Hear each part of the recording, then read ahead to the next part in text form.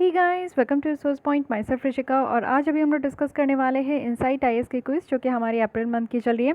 And good morning to all of you. आप लोग की एकदम से मॉर्निंग अच्छी अच्छी होनी चाहिए। कुछ क्वेश्चंस जरूर प्रैक्टिस कर लीजिए जिससे कि आप लोग की हमेशा रिदम बने रहने चाहिए। और क्वेश्चन प्रैक्टिस करने से ये पता चलता है कि आप लोग कितने पानी में हो और कितने अच्छे जगह पे हो, है कि नहीं। जगह नहीं, जगह कहने का मतलब है कि आपकी जो प्रिपरेशन की स्टेज है वो कितनी अच्छी है और कितने पानी में है। तो चलिए स्टार्ट करते हैं हम लोग साइंस एंड टेक के साथ। और साइंस एंड टेक में 10 क्वेश्चंस आज मैं यहाँ पे सॉल्व करवाऊंगी, 10 हम लोग जो है कल कर लेंगे। तो चलिए स्टार्ट करते हैं। तो स्टार्ट करते हैं साइंस एंड टेक के फर्स्ट क्वेश्चन के साथ। मेरे साथ साथ आप लोग भी ज़रूर यहाँ पे क्वेश्चन को सॉल्व करते जाइए। और मेरे आंसर बताने से पहले आप लोग अपने आंसर को ज़रूर टिक मार्क कर लीजिएगा। चलिए फर्स्ट क्वेश्चन देखते हैं। ये आपके साउथ अटलांटिक एनोमेली के ऊपर है। So which one of the following statements are correct. तो स्टेटमेंट है, फर्स्ट है कि SEE एक रीजन है और वो भी साउथ अटलांटिक ओशन के ऊपर है जहाँ पे large number of charged particle देखने को मिलते हैं जो कि सेंसिटिव इंस्ट्रूमेंट को डैमेज कर सकते हैं। सेकंड इज दैट सारे स्पेस टेलीस्कोप्स जो कि शट डाउन हो जाते हैं जब ये आपका SAA से पास होते हैं। तो बहुत बड़ी बात यहाँ पे पूछी जा रही है आपसे। आई होप कि आप लोग इसका आंसर दे सको। चलिए करेक्ट आंसर देखते हैं। First only, second only, both या फिर नीदर। यहाँ पे देखिए बात बिल्कुल सही कहा जा रहा है। ये जो साउथ अटलांटिक एनोमेली है इसका जो पोजीशन है बिल्कुल सही है। ये साउथ अटलांटिक ओशन के ऊपर ही है जहाँ पे लार्ज नंबर ऑफ आपकी चार्ज पार्टिकल्स हैं जो कि जितने भी सेंसिटिव इंस्ट्रूमेंट है उसको डैमेज कर सकती है। तो अगर ये डैमेज नहीं हो, यानी कि उस जगह पे अगर आपके स्पेस टेलीस्कोप भी हो, अगर इसको डैमेज नहीं करना है तो क्या किया जाता है कि जब भी ये आपका साउथ अटलांटिक एनोलोमी से पास होता है ना, एनोमेली से पास होता है, तो इसको शट डाउन कर दिया जाता है। तो दोनों स्टेटमेंट जो है एक दूसरे का कॉन्ट्राडिक्ट ही है। अगर आप लोग एक दूसरे के एक स्टेटमेंट को समझ सकते तो समझ सकते थे कि दूसरी स्टेटमेंट भी यहाँ पे सही कहा जा रहा है। So both of the statements are correct. So the correct option is C. Coming to the next question, that is B. Micro dot technology, ये भी हम लोग स्टडी किए हैं, वो भी मंथली मैगजीन में। मुझे लगता है ये हम लोग नवंबर वाले मंथ में किए थे, अक्टूबर या नवंबर, है ना, नहीं नवंबर या दिसंबर, ये दोनों में से किसी मंथ में था। बट कोई ना, चलिए बात ये है कि आपको बस यहाँ पे क्वेश्चंस को प्रैक्टिस करना है और क्वेश्चंस को सॉल्व करके निकलना है। करेक्ट आपको बतानी है। माइक्रो डॉट टेक्नोलॉजी जो है इसमें क्या है कि जो आपकी व्हीकल है, व्हीकल के बॉडी में कहीं भी पार्ट्स में स्प्रे किया जाता है या फिर कोई और भी मशीन्स जिसमें कि स्कोपिक आपका डॉट्स है। और इससे क्या है कि एक यूनिक आइडेंटिफिकेशंस देखने को मिलती है व्हीकल सब में। सेकंड है कि ये जो माइक्रो डॉट है ना, इसको आप लोग फिजिकली भी रीड कर सकते हो, वो भी माइक्रोस्कोप के साथ, और आइडेंटिफाई कर सकते हो with ultraviolet light source से। थर्ड है कि ये जो माइक्रो डॉट्स है इसको रिमूव नहीं किया जा सकता। जब तक ये आपकी व्हीकल्स खुद से डैमेज नहीं होगी तब तक ये रिमूव नहीं हो सकता। सो आपको बताना है कि कौन सी स्टेटमेंट यहाँ पे करेक्ट है। First and second, second and third, first and third, first second third. तो अगर आप लोगों को कुछ भी नहीं पता है तो फिर आप लोग यहाँ पे थोड़ी सी परेशान हो सकते हो कि ये किस तरीके की आपकी टेक्नोलॉजी आ गई, क्या बात कहा जा रहा है, नहीं कहा जा रहा है। लेकिन आप लोग ने एक बार अगर गो थ्रू हुआ होगा, क्योंकि ये बहुत अच्छी और इंटरेस्टिंग आपकी टेक्नोलॉजी है, तो इसके बारे में तो आप लोग को पता होना चाहिए। देखिए कोई भी व्हीकल होती है ना, उसमें आप लोग को देखने को मिलेगा कि थोड़ा बहुत डैमेज होता है। तो उसमें आपको जो है इस तरीके की टेक्नोलॉजी से क्या होगा कि उसको स्प्रे किया जाता है। यानी कि व्हीकल के किसी बॉडी को, पूरे बॉडी को या फिर किसी पार्ट को, मान लीजिए कि आगे का आपका बोनेट हो गया या फिर आपका गेट पोर्शन हो गया, साइड पोर्शन हो गया, तो किसी भी बोनेट में ना, या फिर किसी भी बोनेट किसी भी पार्ट में आपका ये जो है माइक्रो डॉट टेक्नोलॉजी से क्या किया जाता है, इससे जो है एक स्प्रे किया जाता है कोई भी मशीन्स में, जिससे कि एक यूनिक आइडेंटिफिकेशन उस व्हीकल का मिल सकता है। और ये माइक्रो डॉट जो है ना, ऐसे वैसे कभी रिमूव नहीं हो सकता। आप लोग पेंटिंग करा लो या फिर आप लोग जितना बार भी कार वॉश करना है कर लो, जब तक ये गाड़ी खुद से नहीं ठिकेगी, यानी कि खुद से नहीं डैमेज होगी, तब तक ये टेक्नोलॉजी जो है आपका ये रिमूव नहीं हो सकता। माइक्रो डॉट्स आपका रिमूव नहीं हो सकता। साथ ही माइक्रो डॉट्स को रीड भी किया जा सकता है। कैसे? तो ये माइक्रोस्कोप है, उससे आप लोग रीड भी कर सकते हो। और या तो अल्ट्रा वायलेट लाइट की जब सोर्सेज उसमें पड़ेगी ना, उस जगह पे जहाँ पे आपका ये स्प्रे किया जाता है, तब भी इसको देखा जा सकता है। तो तीनों स्टेटमेंट बिल्कुल करेक्ट है। सो the correct option is D. ध्यान रखिएगा इसके बारे में, वेरी इंटरेस्टिंग है ये आपकी टेक्नोलॉजी है। Coming to the next question, that is iodine.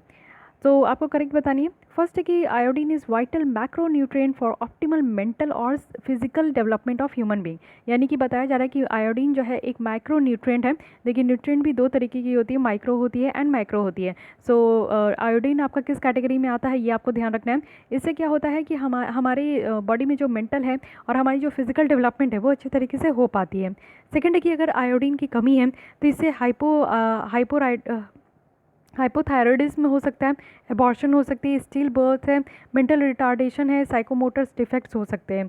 Children जो भी यहाँ पे आयोडीन डिफिशियंसी से बॉर्न होते हैं उनकी इंटेलिजेंस क्वेश्चन जो है ना, जिसको आईक्यू बोलते हैं, वो बहुत कम होता है। तो आपको बताना है कि यहाँ पे करेक्ट कौन सी है।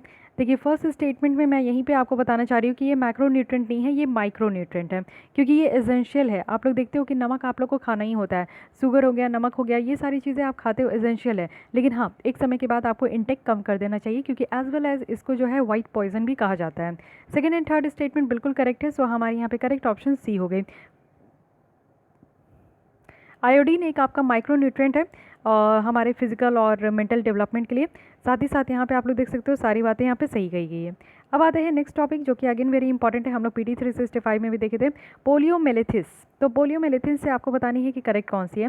फर्स्ट है कि ये हाईली इन्फेक्शियस वायरल डिजीज़ है, जो कि यहाँ पे बच्चों को ही अफेक्ट करती है। सेकेंड है कि जो वायरस है ये आपका पर्सन टू पर्सन ट्रांसमिट होता है, और साथ ही साथ ये जो वाटर और फूड जो गंदे हो जाते हैं, कंटामिनेटेड है, उससे भी ये स्प्रेड होती है। थर्ड है कि लेटेस्ट डेवलपमेंट जो कि मेडिसिन में हुई है, तो पोलियो को हम लोग क्योर्ड भी कर सकते हैं। फोर्थ है कि इंडिया जो है यहाँ पे फर्स्ट कंट्री बन चुकी है जिन्होंने अपने यहाँ पे फ्रैक्शनल डोजेज ऑफ IPV को यहाँ पे लॉन्च किया, वो भी चाइल्डहुड इम्यूनाइजेशन प्रोग्राम के तहत। तो आपको यहाँ पे करेक्ट बतानी है कि करेक्ट स्टेटमेंट कौन सी है। First second third, first and fourth, first third fourth, first second fourth. तो यहाँ पे थोड़ा सा ध्यान दीजिए और यहाँ पे बताइए कि कौन सी यहाँ पे जो है ये आपका जो है क्या कहते हैं करेक्ट स्टेटमेंट है। तो फर्स्ट तो बिल्कुल करेक्ट है, क्योंकि ये वायरल ही डिजीज़ है, ये आपका जो है वायरस के ही कारण ये आपका पोलियो होता है। साथ ही ये यंग बच्चों में ही होता है, ये भी देखें। और ये वायरस जो ट्रांसमिट होती है ऑब्वियस है पर्सन टू पर्सन भी ट्रांसमिट होती है, और अगर आप लोग ने कंटामिनेटेड वाटर और फूड को कंज्यूम किया तो फिर आपको ये स्प्रेड हो सकता है। Third one is little bit मुझे कंफ्यूजिंग लग रही है, क्योंकि यहाँ पे लेटेस्ट डेवलपमेंट जो मेडिसिन में हुई है, ऐसा कहा जा रहा है कि पोलियो डिजीज़ जो है उसको क्योर्ड किया जा सकता है। क्या आपको लगता है कि ये क्योर्ड किया जा सकता है? क्योर्ड किया जा सकता है तो आज की डेट में हमारे इंडिया में इतने ज़्यादा जो बेचारे जो पोलियो से ग्रसित लोग हैं, बच्चे हैं, उनको जो है आज के डेट में तो ठीक हो जाता। बट ये स्टेटमेंट बिल्कुल ही इनकरेक्ट है, ऐसा नहीं है कि क्योर्ड हो सकता है। सो एलिमिनेट थर्ड स्टेटमेंट। जैसे ही आप एलिमिनेट करते हो आपके पास 2 ऑप्शन बच जाता है, but second one is right. So यहाँ पे ऑप्शन आपकी डी हो गई। ओके, पोलियो जो है ये हाईली इन्फेक्शियस वायरल डिजीज़ है, ये तो आप समझ गए। पोलियो जो है कैसे ट्रांसमिट होता है ये भी आप समझ गए। साथ ही साथ यहाँ पे देखिए इनिशियल सिम्टम्स जो पोलियो का होता है, इसमें क्या है कि फीवर होगी, फैटिक होगी, हेडेक है, वॉमिटिंग है, स्टीफनेस है, नेक में पेन देखने को मिलेगा, लिम्स में। साथ ही स्मॉल प्रोपोर्शन अगर हम लोग केसेस देखें तो ये डिजीज़ जो है ना पैरालिसिस में आपको देखने को मिलता है, क्योंकि बहुत सारे बच्चों को पैरालिसिस हो जाती है डिफरेंट बॉडी पार्ट्स में। तो यही बात है, और ये हमेशा आपका परमानेंट होता है। यहाँ पे कोई भी क्योर नहीं देखने को मिलता है पोलियो का। Okay, coming to the fifth question, that is space internet. Again very interesting question. First statement is for providing space based internet, satellite को यहाँ पे सिर्फ आपका लो अर्थ ऑर्बिट में ही होना चाहिए। सेकंड स्टेटमेंट इज़ जब सैटेलाइट आपका लो ऑर्बिट में होगा तो यहाँ पे 0 टाइम लैग होगा, और लेटेंसी भी जो डेटा ट्रांसफर में है वो बहुत कम होगा। तो आपको करेक्ट बतानी है first only, second only, both, या फिर नीदर। तो यहाँ पे आपका एक दूसरे से ही आपका ये कनेक्टेड है, क्योंकि लो अर्थ ऑर्बिट की ही बात की जा रही है। तो ये समझना होगा आपको कि दोनों स्टेटमेंट या तो करेक्ट होगा या तो इनकरेक्ट होगा, बट यहाँ पे दोनों जो है इनकरेक्ट है। सो हमारी करेक्ट ऑप्शन डी है। आइए समझते हैं कैसे। स्पेस बेस्ड जो इंटरनेट सिस्टम है ये आपका यूजुअली आप देखोगे कि काफ़ी सालों से इसका इस्तेमाल हो रहा है, बट यहाँ पे कुछ यूज़र्स ही है इसके, सिर्फ थोड़े ही यूज़र्स से ज़्यादा नहीं है। तो एग्जिस्टिंग सिस्टम्स जो है वो सैटेलाइट यूज़ करते हैं हम लोग, तो वो कहाँ है, जियो स्टेशनरी ऑर्बिट में है। ठीक है, यहाँ पे आपका लो अर्थ में नहीं है, जियो स्टेशनरी ऑर्बिट में। और ये ऑर्बिट आपका कितने हाइट में है, तो 35,000 किलोमीटर है अर्थ की सरफेस से। ये डायरेक्टली अबव द इक्वेटर है। अगर सैटेलाइट देखे ऑर्बिट में तो ये आपका कैसे मूव होता है, स्पीड जो कि आपका 11,000 किलोमीटर पर आवर है, और 1 रिवोल्यूशन ऑफ अर्थ जब कंप्लीट होती है इन द सेम टाइम जो है ये अर्थ रोटेट होती है अपने एक्सिस में। तो ये आप लोग देख सकते हो। साथ ही एक बिग एडवांटेज है इस तरीके के सिग्नल का, वो भी जियो स्टेशनरी ऑर्बिट से, वो ये है कि सैटेलाइट जो है ना very large part of earth को कवर कर सकती है। तो सिग्नल्स जो यहाँ पे 1 सैटेलाइट से है, ये हम लोग थर्ड ऑफ द मतलब रफली जो है थर्ड ऑफ द प्लैनेट है, और 3 to the 4 सैटेलाइट्स जो है वो यहाँ पे आपकी पूरी इंटायर अर्थ को कवर कर लेगी। तो इसलिए यहाँ पे क्या है कि अगर लोअर ऑर्बिट में रहेगा तो ये आपकी जो है अर्थ को कवर नहीं कर पाएगी, लेकिन यहाँ पे जियो स्टेशनरी ऑर्बिट में है तो इससे जो है पूरे अर्थ को कवर किया जा सकता है, जो कि इसकी एक मेन एडवांटेज है। ठीक है, अब यहाँ पे देख लीजिए, थोड़ा और मैं बता ही देती हूँ। स्पेस बेस्ड जो नेटवर्क है ना, डेटा यहाँ पे जो रिक्वेस्ट करती है ट्रैवल यानी कि यूज़र्स टू द सैटेलाइट, ये आपका डायरेक्टेड है डेटा सेंटर्स जो कि ग्राउंड में होता है, और फिर उसके बाद आप लोग यहाँ पे देख सकते हो कि एक सैटेलाइट जो कि लोअर ऑर्बिट में, लोअर ऑर्बिट कहने का मतलब है कि इसकी डिस्टेंस आपकी 200 से 2000 किलोमीटर तक होती है अर्थ सरफेस से। वहीं आप लोग जियो स्टेशनरी ऑर्बिट का देख सकते हो कि 35,000 किलोमीटर तक होती है। तो इससे क्या होगा ना कि यहाँ पे आप लोग देखो कि ये जो है ना आपका लैग डाउन हो जाएगा, यानी कि 22 मिलियन मिली सेकेंड्स तक जो है और डेटा जल्दी ट्रांसफ़र होगा, नो डाउट। लेकिन LEO लियो यहाँ पे आपका लोअर अर्थ ऑर्बिट जो है ना ये आपका 2000 तक भी एक्सटेंड है, किलोमीटर तक, ये भी ध्यान रखना है। लेकिन जो यहाँ पे आपका लोअर ऑर्बिट है उनकी अपनी खुद की प्रॉब्लम है, क्या कि उनका खुद का जो लोअर हाइट है उनकी सिग्नल्स जो है एक स्मॉल एरिया को ही कवर करेगी। मेनी मोर सैटेलाइट्स को यहाँ पे ज़रूरत होगा भेजना। जैसे जियो स्टेशनरी ऑर्बिट में हम लोग देखें कि 3-4 सैटेलाइट से ही पूरे अर्थ कवर हो जाएंगे, लेकिन लो अर्थ ऑर्बिट में क्या होगा कि हम लोग को बहुत सारे सैटेलाइट भेजने पड़ेंगे। तो ये इनका अपना खुद का ही यहाँ पे प्रॉब्लम आप देख सकते हो। Coming to the 6th question, trans fat. So trans fat से आपको करेक्ट बतानी है। फर्स्ट है कि ट्रांस फैट जो है एक टाइप ऑफ अनसैचुरेटेड फैट है। सेकंड है कि ट्रांस फैट जो है ये आपका नेचुरली भी अकरिंग होता है। थर्ड है कि यहाँ पे ट्रांस फैट जो है ना ये आपका एक डिज़ायरेबल टेस्ट और टेक्सचर देता है। तो आपको बताने की करेक्ट कौन सी है। देखिए ये सारी क्वेश्चंस अगर आप लोग को लग रहा है कि कहाँ से पूछा गया तो करेंट अफेयर्स से रहता है, लेकिन फिर भी आप लोग कितना न्यूज़पेपर में अगर डिपेंडेंट हो तो मे भी आप कन्फ्यूज़ हो सकते हो। लेकिन अगर आप लोग कोई मंथली मैगजीन पर डिपेंडेंट हो तो आप लोग कन्फ्यूज़ नहीं हो सकते हो। तो एक मंथली मैगजीन ज़रूर फॉलो किया कीजिए। मैं यहाँ पे विज़न की क्लास देती हूँ। अगर आप लोग को विज़न मंथली मैगजीन अच्छा लगता है तो फॉलो कर सकते हैं, अदरवाइज़ आप लोग कोई भी मंथली मैगजीन आप लोग फॉलो कर सकते हो। तो करेक्ट स्टेटमेंट बतानी है। तीनों यहाँ पे करेक्ट अपने आप में ही एकदम से करेक्ट है बिल्कुल, क्योंकि ट्रांस फैट आप लोग देखते हो कि बहुत ही आसानी से आप लोग कुरकुरे वगैरह लेस की पैकेट जो है खाते हो, ठीक है। तो आप लोग ये नहीं समझ पाते हो कि इसमें ट्रांस फैट होती है, ठीक है। तो ये सारी चीज़ों को खाना थोड़ा अवॉइड कीजिए। समटाइम्स के लिए अच्छा होता है, जो डेली खाते हैं वो क्या है कि आप अपने बॉडी में जो है एक्स्ट्रा फैट को कंज्यूम कर रहे हैं। तो क्यों कंज्यूम करना, ये अनसैचुरेटेड फैट है, आपके बॉडी में जाकर जो है वो आपको फुलाएगा ही, कुछ और तो काम करेगा नहीं। तो इससे बेटर है कि ये सारी चीज़ों से दूर रहें। और यहाँ पे आप लोग देखो कि इसमें टेस्ट और टेक्सचर बहुत अच्छा होता है, कुरकुरे वगैरह लेस वगैरह ये सारी चीज़ें बहुत अच्छी लगती है ना, तभी तो हम लोग खाते हैं, लेकिन हमारे बॉडी के लिए अच्छी नहीं है। ट्रांस फैट जिसको यहाँ पे ट्रांस अनसैचुरेटेड फैटी एसिड भी कहा जाता है, इतनी सारी ये सारी अगर आप लोग अनसैचुरेटेड फैटी एसिड अगर आप लोग कंज्यूम करते हो तो इससे आपको फैटी लीवर होने की भी प्रॉब्लम होती है, जो कि अगेन एक मेजर प्रॉब्लम होता है लीवर का, ओके। नेचुरली अकरिंग अगर हम लोग ट्रांस फैट की बात करें तो वो यहाँ पे कुछ एनिमल्स के गट्स में होता है, फूड्स में होता है, जो कि एनिमल से बनता है, जैसे मिल्क और मीट प्रोडक्ट। तो ऑलरेडी आप लोग जो है ना ट्रांस फैट ले ही रहे हो, ठीक है। तो ये इतने सारे फूड्स अगर आप लोग लेते हो, या फिर आप लोग देखते हो कि मिल्क प्रोडक्ट तो आप लोग लेते ही होंगे डेली, कुछ ना कुछ तो दूध, लस्सी, कर्ड कुछ तो लेते होंगे ना, तो उसमें आप लोग का जो है ट्रांस फैट तो आपके बॉडी में जा रहा है। अब क्या ज़रूरत है कि उसको और ऐड कर लेना, जिससे कि आप लोग फिर एकदम से ओबिसिटी वाली कैटेगरी में आ जाओ, है कि नहीं। आर्टिफिशियल जो ट्रांस फैट है वो आपका किसमें इंडस्ट्रियल प्रोसेस में होता है, जिसमें कि हाइड्रोजन को ऐड किया जाता है लिक्विड वेजिटेबल ऑयल्स में, जिससे कि इसमें क्या जो है और ये सॉलिड बन जाती है। साथ ही साथ आप लोग देख सकते हो कि यहाँ पे जो है स्नैक फूड है, पैकेज बेक्ड फूड है, ये सारी चीज़ों में आपको देखने को मिलेगा कि अनसैचुरेटेड फैट है। अनसैचुरेटेड फैट जो है ये ईजी टू यूज़ है, इनएक्सपेंसिव है प्रोड्यूस करना, और ये लंबे समय तक भी रहता है, okay. Coming to the next question, that is CSAT-5 technology. Again एक नया टेक्नोलॉजी है यहाँ पे।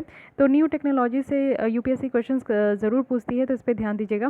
फर्स्ट स्टेटमेंट है कि जो CSAT-5 टेक्नोलॉजी है ये आपका सैटेलाइट कम्युनिकेशन पे बेस्ड है, जो कि कनेक्टिविटी को एक्सटेंड करती है अनसर्व्ड यहाँ पे एरिया में, जिसमें कि आपका रिमोट आइलैंड भी है, डिफिकल्ट टेरेन भी है। तो उससे आप लोग को जो है ना अगर यहाँ पे कम्युनिकेशन देखना है तो वो यहाँ पे बैठाया जा सकता है CSAT-5 टेक्नोलॉजी से। सेकेंड है कि CSAT-5 जो है ये आपका कोई भी वाईफाई एनेबल फ़ोन में ये काम करता है। तो आपको बताना है कि करेक्ट कौन सी है, first only, second only, both, या फिर नीदर है। तो यहाँ पे करेक्ट दोनों स्टेटमेंट बिल्कुल करेक्ट है। CSAT-5 टेक्नोलॉजी लाया ही इसलिए है क्योंकि यहाँ पे क्या होगा ना कि आपका यहाँ पे यूटिलाइजेशन हो पाएगा वायरलेस और सैटेलाइट कम्युनिकेशंस का।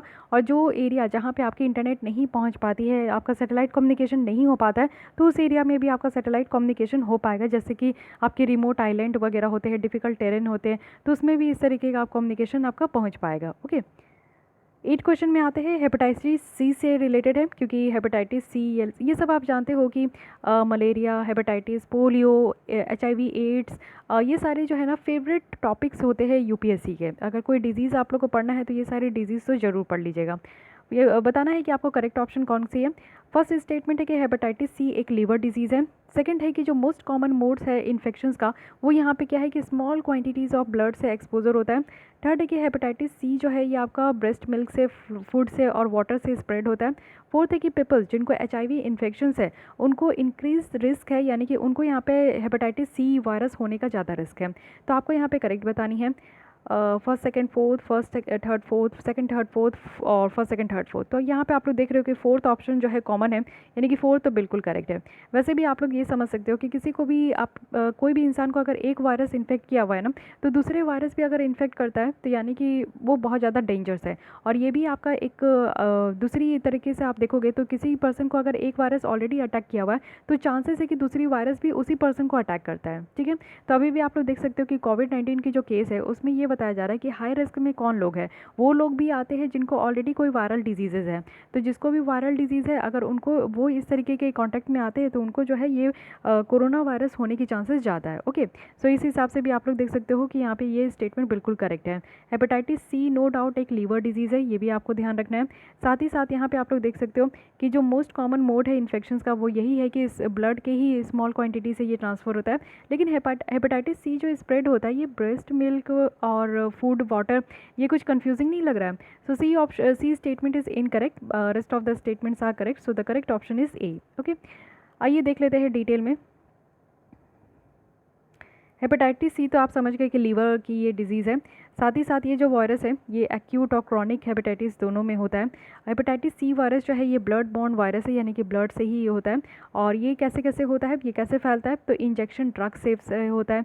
अनसेफ इंजेक्शन प्रैक्टिस, मान लीजिए किसी और ने इंजेक्शन यूज़ किया, वही इंजेक्शन आप यूज़ कर रहे हो, उसकी ब्लड आप में आ जाए, या फिर अनस्क्रीन जो ब्लड आपका ट्रांसफ्यूजन होता है, ब्लड प्रोडक्ट किसी भी तरीके से अगर ब्लड आपके बॉडी में आ जाता है दूसरे इन्फेक्टेड पीपल्स का, तो आपको भी ये हेपेटाइटिस सी हो सकता है। ऐसा नहीं कि ब्रेस्ट मिल्क से ट्रांसफ़र हो रहा है या फिर आपका जो है फूड वगैरह से। तो इसलिए सी स्टेटमेंट करेक्ट है। अभी तक यहाँ पे कोई भी वैक्सीन नहीं है हेपेटाइटिस सी के लिए, तो ये भी ध्यान रखना है।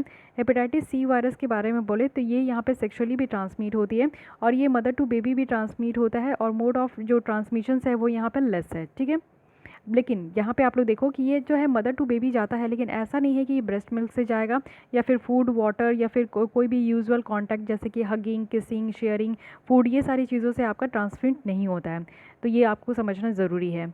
पॉपुलेशन जो कि हाई रिस्क में है HIV यहाँ पे आपका हेपेटाइटिस सी वायरस होने से, तो वो इंसान जो कि ड्रग्स को इंजेक्ट करते हैं, यानी कि इंजेक्शन के थ्रू लेते हैं, वो जो कि यहाँ पे इंट्रानेज़ल ड्रग्स यहाँ पे लेते हैं, यानी कि नाकों के थ्रू जो है वो यहाँ पे लेते हैं। चिल्ड्रन जो कि यहाँ पे मदर, जिनकी मदर यहाँ पे आपकी हेपेटाइटिस सी वायरस है, अगर उससे इन्फेक्टेड बच्चे यहाँ पे पैदा लिए तो उनको होने की चांस है। यानी कि पीपल्स अगर उनके सेक्सुअल पार्टनर को अगर इस तरीके की इन्फेक्टेड है तो वो उनको हो सकता है। लोग जिनको यहाँ पे HIV इन्फेक्शन है तो उनको भी यहाँ पे ये वायरस हो सकता है। लोग जो कि यहाँ पे टैटूड और पियर्सिंग वगैरह कराते हैं तो उनको भी हो सकता है।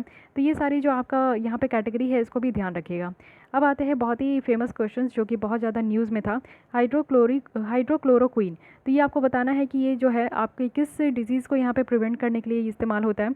Measles, hepatitis B, malaria, rotavirus. देखिए ये क्वेश्चंस तो बिल्कुल मत गलत कीजिएगा, अगर गलत कीजिएगा तो बहुत दुख होगा, क्योंकि 3-4 महीने से लॉकडाउन में है और इस मेडिसिन का इतना ज़्यादा नाम हुआ है, इंडिया की भी नाम हुई है इस मेडिसिन के कारण। अगर आप इस तरीके से यहाँ पे इस क्वेश्चन को गलत कर दोगे ना तो फिर बहुत ज़्यादा दुख हो जाएगा। तो यहाँ पे करेक्ट स्टेटमेंट आपकी यहाँ पे करेक्ट ऑप्शन सी है। मलेरिया के ट्रीटमेंट में ये यूज़ होता है और एक ओरल प्रिस्क्रिप्शन ड्रग है, यानी कि आपका मेडिसिन है जो कि आप लोग खाते हो। साथ ही साथ आप लोग देखोगे कि 1940 से ये ड्रग्स जो है एंटीवायरल प्रॉपर्टीज़ है इसमें, और इसको लास्ट 40 ईयर से भी इसको स्टडी किया गया है। आइए 10th क्वेश्चन में देखते हैं, last question of the day. ये है पोस्ट इंटेंसिव केयर सिंड्रोम, इससे आपको करेक्ट बतानी है। फर्स्ट इस यहाँ पे स्टेटमेंट है कि PICS जो है ये हेल्थ प्रॉब्लम से बने हैं, और इसमें आपको देखने को मिलेगा कि that remain after critical illness, यानी कि बहुत ज़्यादा से ज़्यादा यहाँ पे इलनेस के बाद भी आपका रह जाता है। उसके बाद यहाँ पे पोस्ट इंटेंसिव केयर जो आपका सिंड्रोम है ये आपका किसी पर्सन को हो सकता है जिनको कि इंटेंसिव केयर यूनिट में आपका देखा गया है, रखा जाता है, ठीक है, ICU वगैरह में रखा जाता है, तो उनको भी हो सकता है। PICS जो है इसमें आप देखोगे कि इम्पेयरमेंट है कॉग्निजेंस में, साइकोलॉजिकल हेल्थ में, फिजिकल फंक्शंस जो भी कोई लोगों की है तो उसमें भी इसको देखा गया है। करेक्ट आपको बतानी है first and second, first and third, second and third, first second third. तो PICS की बात करूँ तो यहाँ पे तीनों यहाँ पे करेक्ट स्टेटमेंट है। आइए थोड़ा सा देख लेते हैं। ये PICS होता क्या है? PICS में आप देखोगे कि यहाँ पे क्या है ना कि कोई न्यू और वर्सनिंग इम्पेयरमेंट हो रहा है, यानी कि फिजिकल में, यानी कि आपके बॉडी में कुछ न्यू और गलत तरीके का जो इम्पेयरमेंट हो रहा है, जिससे कि आपका क्या है ना कि थिंकिंग और जजमेंट वाला जो लेवल है वो आपका कहीं मिसमैच हो रहा है। मेंटल हेल्थ स्टेटस आपका जो है वो और ज़्यादा इलनेस, बीमारी के बाद जो है इधर से उधर हो गया है। आप लोग ये समटाइम्स देखे होंगे कि कोई पेशेंट अगर बहुत ज़्यादा बीमार है और वो ICU में रहते हैं, तो उससे निकलने के बाद भी जो है ना उनको कहीं ना कहीं तरीके का प्रॉब्लम हो जाता है, किसी तरीके की मेंटल प्रॉब्लम हो जाती है या फिर कोई भी ना कोई तरीके का उनको प्रॉब्लम हो जाता है। तो उसके बाद भी जो है ना उनको यहाँ पे ट्रीटमेंट देने की ज़रूरत है। और यहाँ पे जो मोस्ट कॉमन PICS सिम्टम्स बताया जा रहा है, क्या होता है कि कमजोरी देखने को मिलेगा, फैटिकनेस होगा, मोबिलिटी यहाँ पे डिक्रीज़ हो जाएगा, बहुत एंग्जीशियस रहेगा, डिप्रेस्ड मूड रहेगा, ठीक है। तो ये सारी चीज़ें देखने को मिला है, स्लीप डिस्टर्बेंस हो जाता है, तो ये सारी चीज़ें होती है, इसलिए इसके बारे में आपको ध्यान रखना है, ठीक है। सो गाइज हमारे यहाँ पे 10 क्वेश्चंस कंप्लीट हो गई। आपको बतानी है कि आउट ऑफ 10 आपने कितने मार्क्स यहाँ पे गेन किए। साथ ही अगर आपको ये लेसन हेल्पफुल होती है, अच्छी लग रही है, तो do like it, and if you have any kind of problem you can share with me and do comment me, and make sure कि आपने मेरे चैनल को सब्सक्राइब कर लिया है। Thank you.